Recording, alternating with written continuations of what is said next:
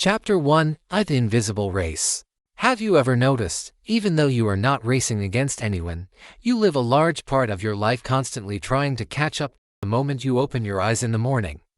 You pick up your phone. Before even living your own life, you look into dozens of different lives. Someone started a new job. Someone bought the car they dreamed of for years. Someone else is vacationing on the other side of the world, and another says they opened their own shop. You learn all of this in just a few minutes. And, even without wanting to, you begin comparing your own life. No one is telling you that you are unsuccessful. No one is telling you you are not enough. But deep down, you are the one saying it. As if you are running late. As if everyone is moving faster than you. As if there is an invisible race, and you are just now realizing the starting point. The truth of the matter is, this race has neither a starting line nor a finish line, because actually, such a race never existed. Maybe you have been feeling the same way for a long time. That happiness will come if you are more successful, that peace will come if you make more money, that you will finally feel valuable if you look better. And the interesting part is this: when you reach one of these goals, happiness will last only a few days. Then your mind will find a new goal. A bigger house, more money, a better body, more followers. More success. And all of a sudden, the thing you dreamed of yesterday will become ordinary today. Because the human mind quickly forgets what it has, but forgetting what it cannot have is very hard. This is why some people, despite having everything, are left wrestling with the same question that gnaws at them when they lie down in bed at night. Why do I still not feel enough? When the human mind starts doing something unconsciously over and over again, it accepts it as normal. And some habits are so quiet that we cannot realize they have started ruling our lives. Like comparing. Maybe you have been comparing yourself to others for years. On the contrary, society has been giving you messages since the day you were born. Be faster. Be more successful. Look better. Earn more. Produce more. Be more. Because who you are is never enough. Now, that voice has come to exist within you. Just a little more, work a little more, earn a little more, produce a little more, then you will be enough. What if I told you this is impossible? What exhausts you is not life, but an invisible race your mind has believed in for years. Because sometimes what drains a person is not running. It is trying to reach a finish line that never existed. Chapter 2: Your brain is not playing tricks on you, it just lives in an ancient world. The human mind is a strange machine. Sometimes you think it is working to make you happy. In reality, its priority is survival. Thousands of years ago, your ancestors lived in small communities. Life was simple but cruel. This is why the brain constantly watched its surroundings. Who is stronger? Who is faster? Who is the leader of the group? Who is trustworthy? Who is dangerous? Comparing back then, it was a defense mechanism, because if you could compare yourself to those around you, your chance of survival increased. The problem is humanity has changed. Our brains have remained almost the same. Today, we no longer run from wild animals. Our brain still operates by the rules of the ancient world. Only the threats have changed. In the past, being ostracized could mean death. Today, even not getting enough attention on social media feels like a similar sensation. This is why, when you see someone else's success, you are not just gaining information. Your brain automatically compares itself. When a friend gets a promotion, why haven't I moved up yet? When an acquaintance buys a house, what did I do wrong? When someone achieves great success at a younger age than you, am I late? None of these questions are about those people. They are all related to the relationship you have built with yourself. Because comparison is another way of judging yourself. And right here is a trap you cannot see. Your mind never sees the whole picture. It only collects the brightest pieces. No one shares the days they failed. No one shares the night they cried until morning. No one shares the job interview where they were rejected. No one talks about their debts, fears, or loneliness on social media. While watching their best moments, you make comparisons with your own worst days. This is not a fair comparison. The brain doesn't comprehend this, because emotions work faster than logic.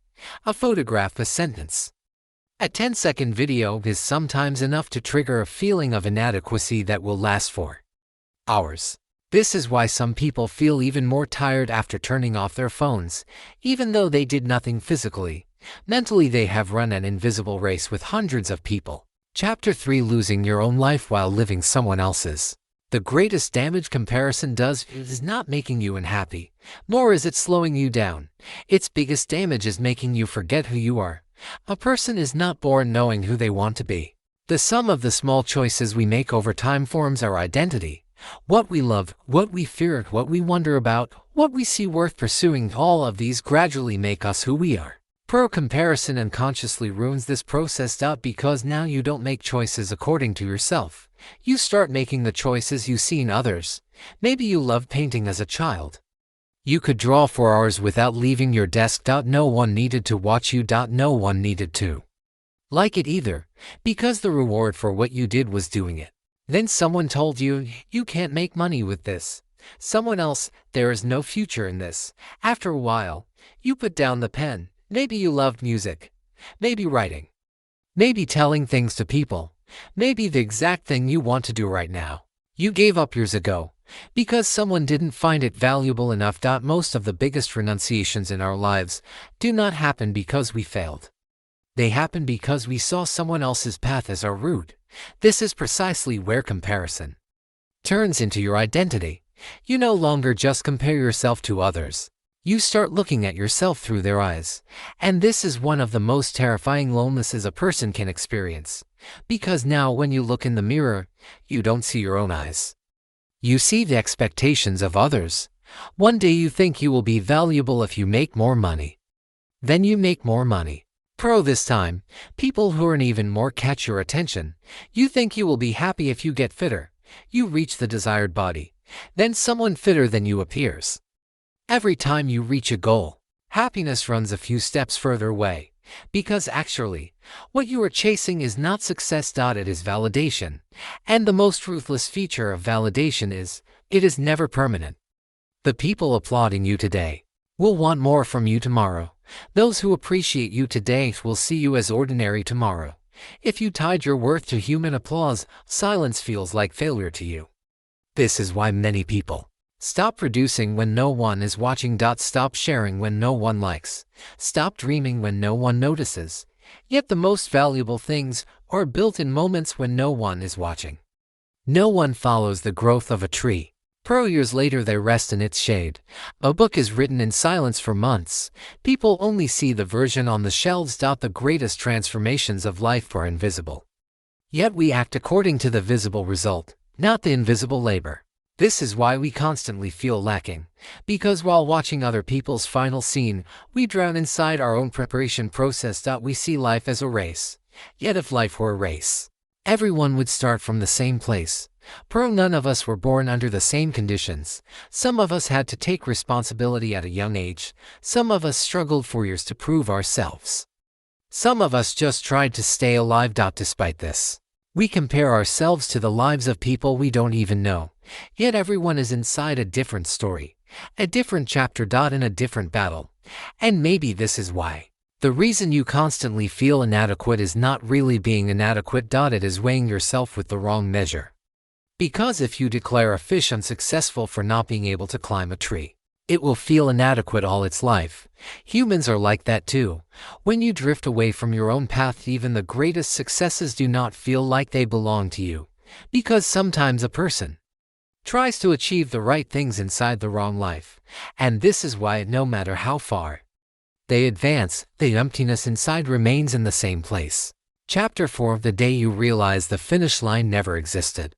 Mostly, people believe in a single illusion, that when they are successful, beautiful enough, and earn enough money, the restlessness inside them will end.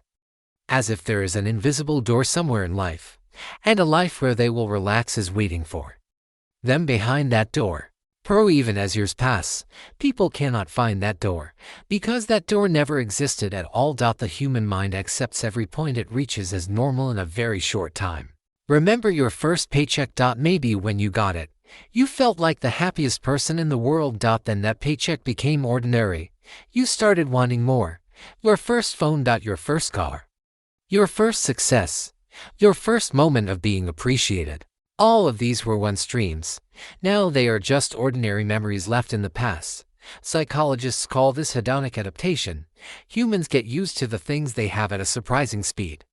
Without this feature, we wouldn't be able to get used to bad experiences and pains either. The same mechanism makes us forget happiness quickly too. This is why the problem is never wanting to have more. The problem is being focused constantly on the next goal to the extent that you cannot feel the value of what you have. Imagine you are climbing a mountain. You are walking for hours. You are out of breath. Finally, you reach the summit. Instead of looking at the view, you fix your eyes on the higher mountain across you. At that moment, you are actually not at the summit, because your mind has already started climbing another mountain. A large part of our lives passes precisely like this, without ever stopping, without looking, without celebrating ourselves, just running to the next goal. Maybe this is why most adults miss their childhood, because when you were children, time didn't need to catch up anywhere. Then we grew up, and someone taught us that we must always be busy. If you stop, you fall behind. If you rest, you are lazy. If you slow down, you have lost. This is why now, many people cannot rest even while resting. They think about their work while on vacation. They constantly check their phone while having dinner with family. They feel guilty while watching a movie, because their mind constantly whispers the same thing to them. There are people passing you right now. Maybe there are. What does that really have to do with your life? Someone else being further ahead does not show that you are on the wrong path. Someone else earning more does not tell you that you are less valuable. Someone else succeeding earlier does not mean you are late. Life is not a time competition. The most painful thing is this. In the future, when you turn around and look back, you will realize you didn't truly live your best years, because happiness is not a prize standing at the finish line. It is an experience living within perspective. Maybe life doesn't want more from you. Maybe it just is waiting for you to notice what you have, because the greatest wealth a person has is not the things they constantly chase. It is what they see inside themselves the moment they stop running. Right at that moment, you realize that the race that has exhausted you for years is actually not with others, it is with your own mind, and maybe for the first time, stopping doesn't feel like losing. On the contrary, you feel that you have genuinely started living. Chapter 5. Maybe the problem was never you. Now I must ask you a question. How many things do you genuinely want in your life? Stop this video right now and think. The things you truly want, not those of others. Mostly, we assume the goals we chase for years belong to us. We never actually chose them. They were chosen for us because they were taught as success. When we were children, we were told that getting good grades was important, then a good university, a good job, a high salary, a bigger house, a more expensive car, and we were made to believe we would be happy at the end of all these goals. Yet no one asked us this: what kind of life do you genuinely want to live? Sometimes a person can do the right things inside the wrong life, and because of this, while looking successful from the outside, they feel completely empty on the inside. Maybe what you have been chasing for years was not success or status. It was just the desire to feel enough. Sufficiency is not a reward to be won. It is the result of a relationship established within. If you constantly tell yourself you are lacking, no matter what the universe gives you, it won't be enough. Because the problem is not in what you have, it is in your perspective towards them. So what changes our lives is not what we have, it is the meaning we load onto them. And maybe what you have needed for a long time is not to earn more. It is simply to change the language you use against yourself. Think about it. If your closest friend came up to you and said, "I am not good enough, I am late, everyone is more successful than me," what would you say to them? You would probably comfort them. You would remind them of their own worth. So why don't you show the same compassion to yourself? Maybe the harshest judge in your life is the person you see in the mirror every morning. And maybe what has exhausted you the most for years is not the difficulty of life, it is the ruthlessness of your own voice, because humans believe most in the stories they tell themselves. If you tell yourself every day that you fell behind, one day you truly feel that you stopped. If you tell yourself every day that you are inadequate, even success cannot satisfy you, Maybe it is long past time to tell yourself another story. You didn't fall behind. You only tried to measure your own time by looking at other people's clocks. You are not lacking. You were just made to believe you are constantly lacking.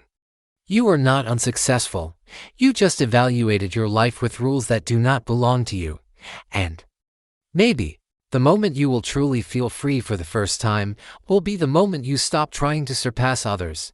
Because life is not a race. Life is a long journey where we slowly discover who we are.